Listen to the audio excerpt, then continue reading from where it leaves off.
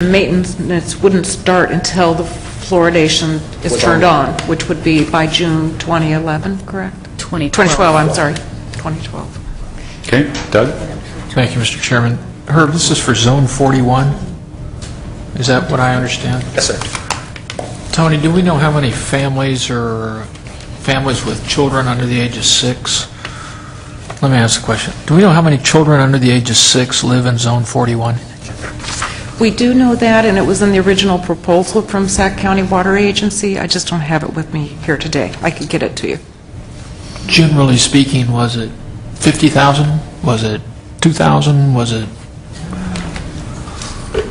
Well, how many customers do you have? We serve a population over 150, 160,000 people, so I'm not sure the demographics of the population. In Zone 41? In Zone 41. Okay. We're going to look. We may have that information with us. All right. Let me go through my questions then while you're looking for that. If I also understand these, I'm a little bit confused. I saw in the staff report a reference to 23 well sites and 11 treatment sites, including the vineyard plant. And then in the budget narrative, in 2 places, I saw the project described as 23 wells and 10 treatment plants, including the vineyard plant. Which is it? I believe it is 23 wells plus 10 treatment plants, and that would include, it was 9 groundwater treatment plants plus the vineyard surface water treatment plant. Well, that's what I saw in the narrative you guys put together, so I'm sorry, I'm looking at 23 well sites and 11 treatment sites. okay, go to the budget. On the first page of your attachment. Go to the, Doug is referring to the first sentence of the project narrative, which is attachment 2A, and it states 9 groundwater treatment plants, 23 standalone wells, and the vineyard. So that would be the discrepancy. I apologize.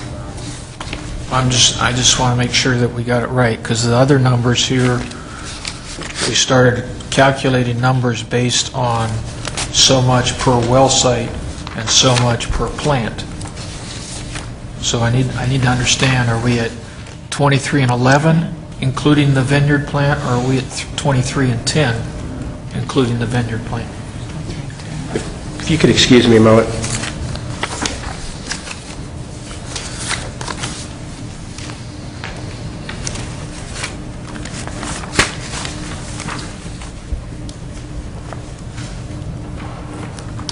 And while he's away, we do have the current implementation plan. However, the numbers for Sac County Water Agency was in the prior implementation plan. The first contract we had with them was for 2007. So I'll have to get back to you on the numbers.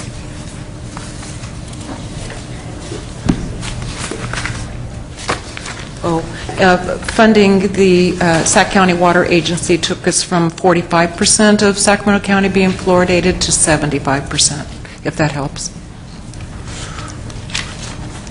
I actually have a map of Zone 41 here, so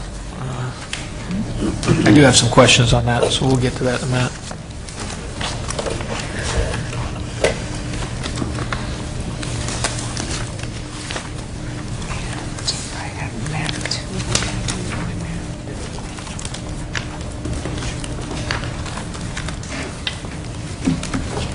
Right now, we are unsure whether it's 10 or 11, but we know that the dollar amount was based upon a project estimate that was submitted to the First 5 Commission staff. We can clarify that and make sure that whatever final number it is correct in the agreement. I appreciate that. Now, if I also understand that these wells and treatment plants are, I don't know the right terminology here, so help me if I get it wrong, but these are authorized. I mean, this SCWA has said do this, the CEQA documentation's done. I mean, there's no guesswork, so to speak, left. Project plans are complete, and in fact, we are underway at the Vineyard Surface Water Treatment Plant. The environmental document was approved in September, so I think it was a negative declaration. Okay. Now, I think the question some of us have up here is if First 5 doesn't provide the $9.6 million, what are the alternatives for getting the wells and the treatment plants up and running? Well, under state law, there is no requirement for the water agency to fund the construction absent an outside source. All right. So essentially you're saying that the option that would then be on the table perhaps is to go back to the ratepayers. If we were directed by the board to do that, yes. Okay.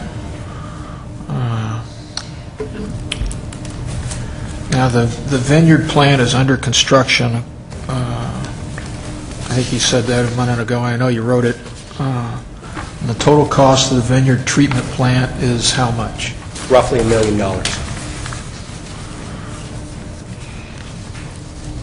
And if I understand correctly from the documents, that's essentially the add-on cost that you're asking for in the documents here. I can't remember. It's The $9.6 million is Includes all the $1 capital million. improvements for all the groundwater facilities, the groundwater treatment plants, and the vineyard plant. And the vineyard The plant, additional okay. $2 million was the O&M costs. okay. And then on page 4, I think on the staff report, that's not right. There's a reference to unknown field conditions. I didn't understand. What happened when the initial project estimates were conducted, one of the things that they failed to consider is that we would have to put in individual sewer connections to each one of these stations. In the old days, we would just leave a monitor on, it would take the sample, and the water would just go into this storm drain. We're precluded by law from doing that now, so we actually have to physically connect to the sewer, and in some of those conditions, it was over a $30 cost increase, $30,000 cost increase per site. So each of the wells, or each of the treatment plants, or each of both? On the individual wells, it was, we are going to be placing fluoridation equipment on a group of individual wells. There are wells that go to treatment plants because they're already reducing iron and manganese Okay. or arsenic. Those wells would go to a centralized treatment plant.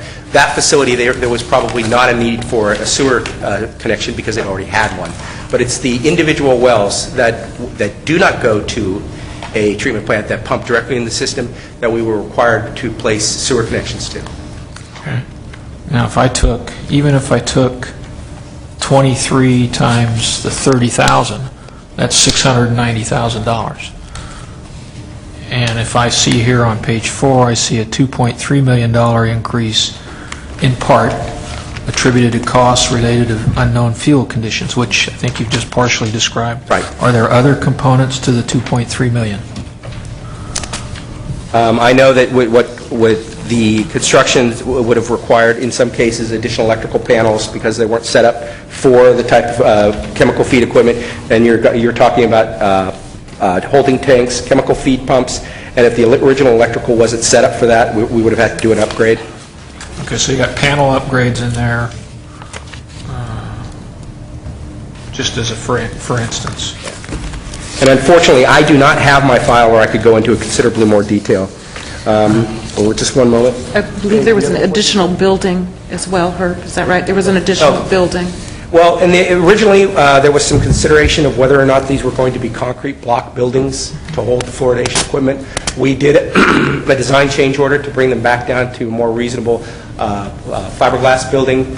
One of the key reasons is, excuse me, I've been a little bit sick. Hydrofluorosilicic acid is highly corrosive. It pretty much eats anything metal, and it etches concrete. So what we needed to do was design around that problem, and so we went to a little bit more of an affordable feature, which was the fiberglass buildings. But it's a secure enclosure is what you're saying.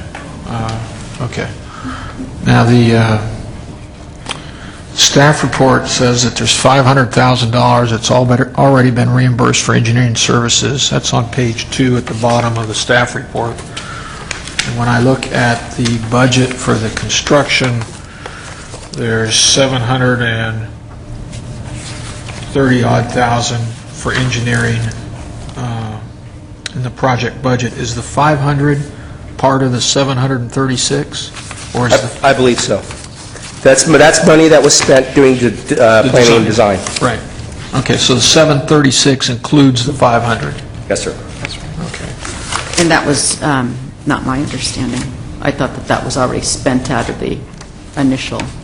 Well, we have, the 736 is your engineering fee, and that would have been our retaining Montgomery Watson Harza to do all the design. So if we've been taking draws to perform engineering services, my assumption is that 736,000 does include some of the 500,000 that has already been spent.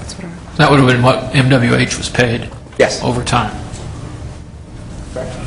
And I was just under the impression from the updated proposal that it was going to take, on top of what's been spent already, $9.6 million to complete this project. So that's how I had framed it, but we can work with the water agency Yeah. on that discrepancy. I think you need to resolve that if you would. And then there's a $40,000 line item in here for public outreach having to do with various notices and what have you. I saw the reference to the notice to neighbors and the like. Is this driven by the toxicity of the chemical you're using, and you have to notify the folks within a certain distance? No, actually, what we do is we notify dental associations, dentists, homeowners, preschools, and things like that, that there's going to be a period of time when they will either have optimal fluoridation or suboptimal fluoridation. And it really, one of the intents is to not have the children taking fluoride tablets if they're getting the fluoride in the water. So we do an outreach program to all the dental associations and things like that to tell people what's going on so that we optimize the fluoride dosage for the children. And there are partners in this, the Dental Association as well as the Medical Society, Public Health, and First Five themselves work with the water district we have with the other water districts that have fluoridated. Okay. So it's not clear to me that it will be quite that high a line item, but you never know. Sometimes we have to do it in multiple languages depending upon the demographics of our service area. All right. I see on the budget there's a $790,000 item for construction, inspection, and management. I presume that goes to SCWA's folks for supervising and the like?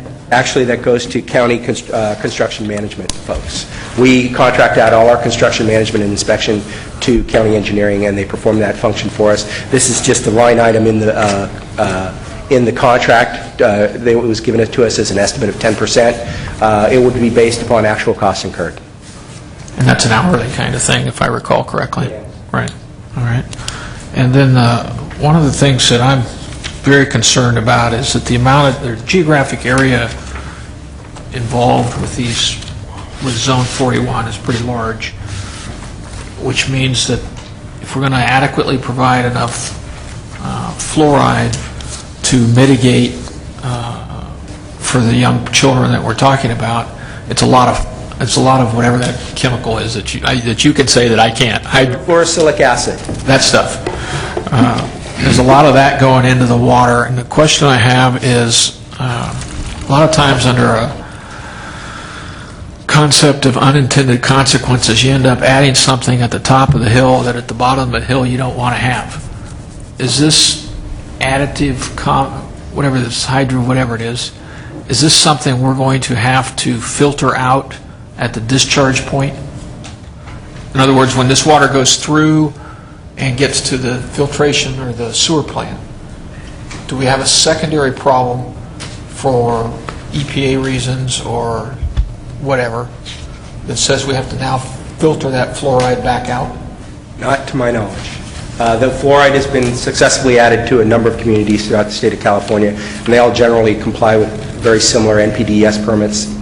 It has not been a problem that I know of. Okay, so that we've got a Water Resources Control Board permit for the county, I think, that's in its draft stage or final stage. Does it cover the discharge of this fluoride that's in this water into the river? I do not know. Mr. Chairman, the reason I bring it up is that oftentimes science will progress over time. I mean, hopefully that's the case. And you end up 3 years or 5 years or 10 years from now thinking that what you did way back then was good, but in fact it had a very adverse impact on the environment or what have you. And I'm concerned about getting, for lack of a better word, trapped with then having to put filtration equipment on at the sewer plant to bring the fluoride back out. So the question I have, the direct question I have is whether or not within the State Water Resources Control Board permit, we can get specific language that essentially prevents that future assessment from being put on us. I don't think that's an issue. We can certainly check with the Regional Sanitation District, but the City of Sacramento, as well as some others, already fluoridate their water and have for a number of years. And so I live in an area where it's fluoridated too. And I think if it's a component of wastewater treatment, I think it's probably been addressed, but we can verify that with the Regional Sanitation District. I don't want to get caught in a position where we have to then pay to remove the fluoride from the water going through. Yeah. It's not currently required. Yeah. That has not been an issue in other jurisdictions, Okay. but certainly we could ask and see. Thank you, Mr. Chairman. Okay. Marilyn? Yeah, I had one other question, and that has to do with your intended rate increases that are going to occur with or without fluoridation. They seem to be substantial, and you're relating those to a decrease in the population growth in the area that you serve. Are those rate increases, are they comparable to other water districts, or are they higher than other water districts per household or lower than other water districts? Because I know that what you're experiencing in terms of a contraction in growth is occurring throughout the county, not just in the areas that you serve. I'm sorry that I misled you into thinking that our rate increase was solely because of a drop-off in growth. It's mainly because we're adding folks to run the surface water treatment plant. It's mainly because we have a lot more chemicals. We have is going to be a very volatile electrical contract with SMUD. So the rate increase is more... I'm not talking about the rate increases related to fluoridation. I'm talking about the rate increases that are going to happen with or without fluoridation. And that, yes, ma'am, and that's what I was trying to explain. What I was trying to say is that getting over this hurdle with growth will actually allow us some freedom on having an increase in the number of customers will allow us some freedom on the rate increase because of the way we collect our revenues. So I'm sorry if I inadvertently misled you to think that was the reason for the rate increase. The rate increase is for all those things I just was mentioning. A significant component of the rate increase is separate and apart from fluoridation is to cover debt service. And I think what Marilyn's getting at is that the expectation was that growth would, if not be at the heyday levels, would nonetheless be far greater than it's proving to be currently and over the next few years projected, so that existing ratepayers and the few new have to pay a much higher rate in order to offset the reduction in the growth rate and make the debt service, right? Correct. Yeah. Yes, okay. Yeah. And I mean, all things are connected. We have taken on this debt service in conjunction with a joint project with East Bay Mud, which was a solution to a number of other things, and that decision was reached in 2000, 10 years ago. So, that's the way history plays out. Yeah, I was just trying to get a feel for this water district if they're having to raise. I mean, I know that the issue of raising rates right now is a substantial issue. Our economy is such that, nobody wants to look at the rates for anything going up right now. But I was just wondering if rates for this water district were going up in a percentage or per capita way more than other water districts that service the county, so that I could just get a sense of the baseline of things. Are we asking the residents of this section to pay considerably more for their water than after fluoridation than would other water districts be asking of their customers? Yeah, we have two questions here. The increase is, I think, probably much more rapid than it is for other water districts at the moment. But the water district customers are not paying particularly more per capita for water than surrounding districts, if I recall. Zone 41 and 40 combined is around $57 per month for an average water bill. That's a little bit above average for the area. Some of the other communities are up around $80 a month, and some of the other communities are down around $40 a month. So we're a little bit above average in that regard. But we get notices all the time of some horrific rate increases, particularly from the investor-owned utilities, that they're proposing 30, 40, 50% rate increases. We don't propose anything like that. So your rate increases, you think, are within the average of the county?